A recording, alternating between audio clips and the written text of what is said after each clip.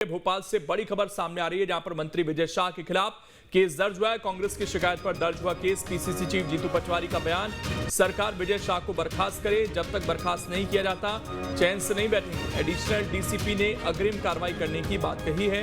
बड़ी खबर इस वक्त आपको बता रहे हैं, जहां पर कांग्रेस लगातार इस मुद्दे को उठाती हुई नजर आ रही है और अब विजय शाह की मुश्किलें जो हैं वो बढ़ती हुई दिखाई दे रही हैं। मामला उनके खिलाफ शामला हिल्स थाने में जीतू पटवारी के द्वारा दर्ज कराया गया है।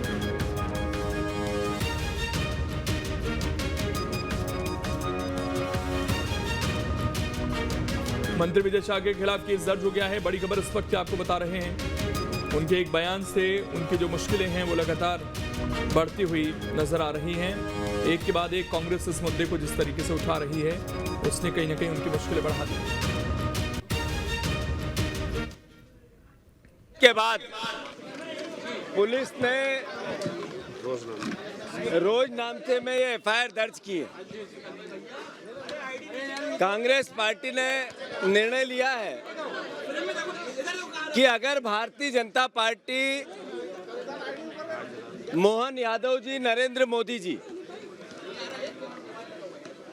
विजय शाह ने जो अपमान किया भारत की अस्मिता का, जो अपमान किया सेना का, जो अपमान किया हमारी मातृशक्ति, हमारी बहनें जो अधिकारी है, कर्नल है सेना में, उनका जब तक उनको बर्खास्त नहीं कर देंगे कांग्रेस चैन से नहीं बैठेगी।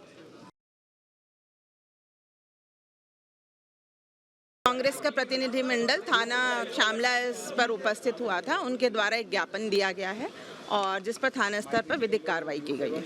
इसी मंत्री के द्वारा अपशब्दों को का उपयोग किया गया है, उसको लेकर उनके द्वारा ज्ञापन दिया गया है। वो आगामी कार्रवाई की जाएगी उसके संबंध में। देखिए, पुलिस का कहना है इस पूरे मामले में कि जो भी है कार्रवाई की जाएगी और जीतू पटवारी ने कहा कि इस मामले को हम लगातार उठाते रहेंगे। तो फिलहाल ये स्थिति है और हमारे सहयोगी संदीप इस वक्त जुड़ गए हैं ज्यादा जानकारी के साथ। संदीप, मुश्किलें बढ़ती हुई नजर आ रही हैं और कांग्रेस के मिजाज को देखकर लग भी रहा है कि अब कार्रवाई क्या होगी वो तो वक्त बताएगा, लेकिन कांग्रेस इस मुद्दे को छोड़ने वाली नहीं है जल्दी। भी है, कोर्ट में भी कुछ लोगों ने आवेदन देकर रखा है। जबलपुर हाईकोर्ट में भी इस मामले में आवेदन देकर रखा गया है। कोर्ट भी इस मामले में आदेश सुना सकता है, लेकिन जिस तरह से आवेदन दे के रखा गया है, कोर्ट भी इस मामले में आदेश सुना सकता है। लेकिन जिस तरह से बयान सामने आया है, उस बयान को लेकर जो लोगों की भावनाएं आहत हुई हैं, तो उससे इसे लेकर ज़रूर परेशानी बढ़ती हुई नज़र आ रही है विजय शाह की। विजय शाह मुश्किल में है। कांग्रेस आक्रामक तेवर अख्तियार किए हुए है। कांग्रेस ने प्रदर्शनों का सिलसिला शुरू किया है। दूसरी तरफ आज पहली एफआईआर दर्ज कराने के लिए जब ये लोग शामला हिल्स थाने पहुंचे, ये वही थाना क्षेत्र है जहां पर विजय शाह का बंगला है। लेकिन जो घटना हुई है, यानी जो वीडियो जिस जगह का बताया जा रहा है वो इंदौर के पास महू का है। और महू के इस वीडियो को लेकर क्या कार्रवाई आगे पुलिस करती है, ये पुलिस को देखना होगा। संपर्क भी साधा जा सकता है। हालांकि कांग्रेस ने यहाँ पर वीडियो प्रोवाइड कराया है। वीडियो की सत्यता और जिन पर आरोप लगाए गए हैं विजय शाह के बयान लेने के बाद ही अगली कार्रवाई की जाएगी। कांग्रेस की ये कोशिश थी कि एफआईआर यानी फर्स्ट इन्फॉर्मेशन रिपोर्ट आज ही दर्ज कर ली जाए, लेकिन पुलिस ने इसे एफआईआर तो दर्ज नहीं की है, लेकिन एफआईआर की प्रक्रिया ज़रूर शुरू कर दी है, जिसमें जो आरोप लगाने वाले आवेदकों के बयान लिए गए हैं और बयान रोजनामचा में दर्ज है। यानी कानून के सिस्टम में अब ये मामला आ गया है। इस मामले को आगे बढ़ाया जा सकता है या खारिज करने के लिए केवल दो ही चीज़ें हैं, या तो ये जो आरोप गलत साबित हो जाए या फिर कांग्रेस खुद आवेदन वापस ले। अब इसके बाद में मामला जाहिर तौर पर आगे ही बढ़ेगा। विजय शाह को अब यहाँ पर थाने में आकर बयान देना भी पड़ सकता है कि उन्होंने बयान क्यों दिया, किन परिस्थितियों में दिया, और इसके बाद में अगली कार्रवाई होगी। लेकिन जिस तरह से कांग्रेस आक्रामक है, मंत्री को बर्खास्त करने की मांग भी की जा रही है कि केवल एफआईआर तक सीमित नहीं होना चाहिए, और जब तक मंत्री को बर्खास्त नहीं किया जाएगा बीजेपी के फैसले पर भी सवालिया निशान लगाए जाते रहेंगे। लेकिन संदीप, इसमें अब बीजेपी का स्टैंड जो अभी तक दिखा है वो इस बयान से किनारा करते हुए नजर आए हैं। वीडी शर्मा ने भी इस पूरे मामले को लेकर बयान दिया, तो क्या दबाव बन सकता है यहाँ पर कार्रवाई का उन पर?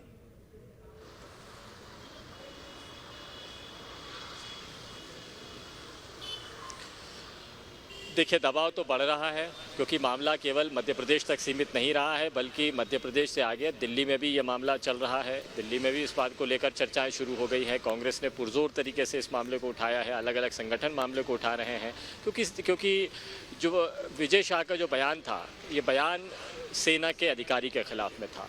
तो ये कोई स्वीकार नहीं कर सकता। ये वो दौर है जब इस मुद्दे पर, चाहे पहलगाम की घटना हो, चाहे ऑपरेशन सिंदूर हो, इस पूरे मुद्दे पर समूचा विपक्ष जिसका काम ही है सरकार के खिलाफ में बात करना, उसने भी सरकार के साथ देने का फैसला लिया। पूरा देश एक साथ में खड़ा हुआ नजर आया था इस पूरे मसले को लेकर। और यदि अब इसको बांटने की कोशिश की जाएगी और यदि सेना में धार्मिक तौर पर, सामाजिक तौर पर भेदभाव करने के अगर आरोप लगाए जाएंगे या बातें कही जाएंगी जो सार्वजनिक मंचों पर जिम्मेदार लोगों के द्वारा कहे जाएंगे, तो ये भावनाएं आहत करने वाला मामला है।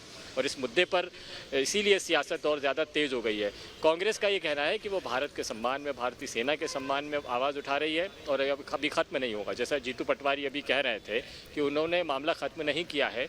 अब मध्य प्रदेश के हर थाने में विजय शाह के खिलाफ में FIR दर्ज की जाएगी और देशद्रोह का मुकदमा दर्ज कराने की बात की जाएगी। तो मुद्दा जिस तरह से उठ रहा है, तो बीजेपी को इस मामले में कोई फैसला ले ले कोई बहुत बड़ी बात नहीं है। बीजेपी में इस पर चर्चाएं शुरू भी हो गई हैं। हालांकि जो VD शर्मा के जो बयान आए हैं उसमें ये कहा है कि मामले को ख़त्म करने की कोशिश शुरू कर दी गई है और जो विजय शाह ने इस मामले में माफ़ी भी मांग ली है, उनको पार्टी ने समझाइश भी दी है। तो ये सब बातें ज़रूर बीजेपी की तरफ से कही जा रही है, लेकिन मामला इतना हल्के में नहीं लिया जा सकता है। मामला आगे भी बढ़ सकता है। संभव है कि विजय शाह को मंत्रिमंडल से हटा भी दिया जाए। ये भी संभव है कि विजय शाह खुद इस पूरे मसले पर अपने सलाहकारों की सलाह पर इस्तीफ़ा भी दे दें। विजय शाह फिलहाल नदारद हैं, पूरी पिक्चर से गायब हैं, भोपाल में नहीं है, वो किसी अनजान सी जगह पर हैं। और जब वो ठीक, एक बड़ी खबर सामने आ रही है संदीप, मैं रोक रहा हूँ इस बीच। Colonel Sophia